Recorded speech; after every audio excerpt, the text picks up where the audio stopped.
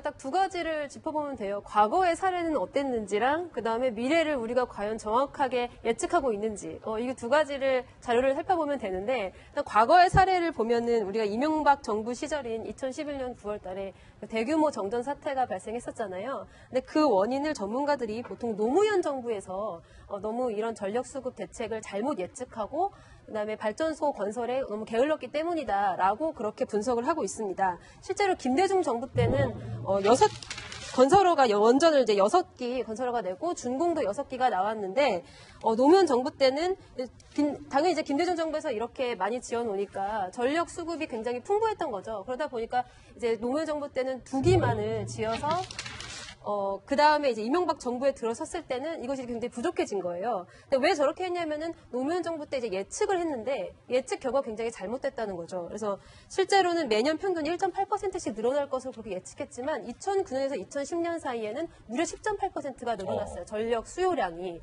그러니까 예측이 이제 굉장히 빗나가면서 이제 저런 수요가 공급이 이제 수요에 딸리는 그런 현상이 발생했고 그래서 결국 그 사고가 5년 후인 이명박 정부 때 터지게 된 겁니다. 그럼 마찬가지로 이제 우리도 이 모델을 보고 예측할 수 있는 게 지금 이제 원전 건설을 중단하고 전력 대책을 세우면 이제 그 효과는 분명 다음 정부에 나타날 것이다라는 사실을 우리가 예측할 수가 있겠죠.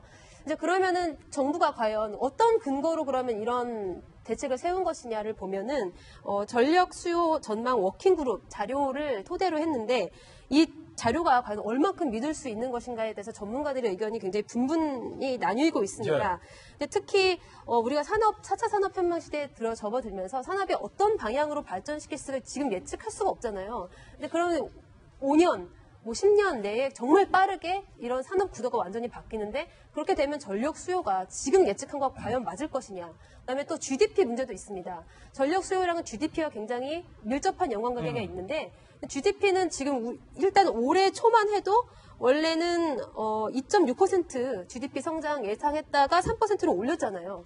근데 지금 이 보고서 자체는 연평균 2.5% GDP를 근거로 작성된 보고서입니다.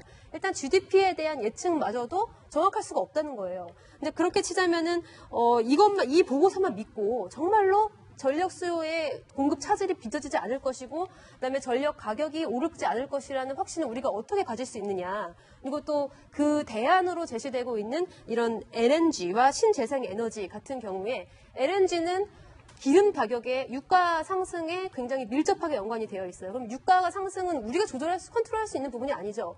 저쪽에서 사우디아라비아 이쪽 중동 국가에서 유가 상승시키면 이것도 그냥 같이 올라가 버리는 우리가 어떻게 컨트롤할 수 없는 부분인데다가 신재생 에너지 같은 경우에는 그 날씨, 기후 변화에 따라서 또 굉장히 밀접하게 어느 때는 잘 되다가 어느 때는 갑자기 부족해지고 이런 식으로 굉장히 비탄력적이기 때문에 이런 부분을 충분히 염두에 두고 과연 미래에 대한 대책을 설립한 것인가에 대해서 의문이 계속 든다는 거죠. 이 부분에서는 이거 정부에게 책임이 있다고 봅니다. 그러니까 이런 부분에 더 철저하게 조사를 하고 전문가들이 충분히 납득할 수 있고 그다음에 국민들을 설득할 수 있는 그런 정확한 데이터가 나와야 되지 않나 싶습니다. 교수님, 그러니까 탈원전 방향이 잘못됐다. 무조건 그런 게 아니라 정말로 소신이 있고 탈원전이 필요하다면 국민적인 공론화를 거쳐 탈원전 방향으로 나아가야겠죠.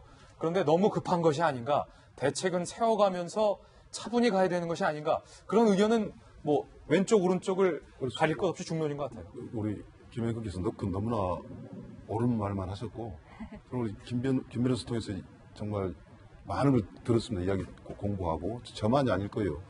국민들이 이제 구체적으로 우려를 할 겁니다. 그런데 아까 그 민주당의 정책위 의장의 이야기를 가끔 듣고 있으면 탈원전에 대한 신념도 강하고 굉장히 설득력이 있어요. 개인적으로 제가 들어볼 때는. 그럼에도 불구하고 우리가 꼭 짚어야 될 것이 뭐냐면 혹시 이것이 공론화 과정을 한다고 해놓고 나서 어떤 신념에 의하거나 어떤 철학에 의하거나 그게 근거에서 결정이 돼서는 안 되고 예를 들어서 아까 가격 문제도 나오지 않습니까? 그것만이 아니잖아요. 과연 대체나 에너지를 해가지고 수급을 할 수가 있느냐는 문제도 있고 그다음에 진짜 안전하냐 라는 문제 그리고 이거 잘못하다가 모든 걸 충족하더라도 이거 포기하거나 제한을 하게 되면 기술적으로 원자력 관련돼서 기술적으로 퇴보하는 게 아닌가라는 여러 부분이 있을 거 아닙니까? 이런 부분들을 공론화 과정에서 어떤 우리의 생각과 신념과 국민적 여론도 중요합니다만은 전문가적 체크를 정확하게 해야 되고 그것을 집권당이기 때문에 그런 것을 같이 보여줘야 되는 것이 집권당의 주장을 하면은 국민들이 가끔 불안해할 수 있거든요. 집권당이 의견을 수렴하는 그래서 대통령이 자연스럽게 그것을 추인하는 그런 과정으로 갔으면 참 좋겠습니다. 국민들과 시청자들은 향후 5년까지의 전기요금이 궁금한 게 아니라 향후 5년 이후에 10년, 15년 이후에 전력 수급에 대해서 궁금하다는 것 민주당께 그 말씀 꼭 드립니다.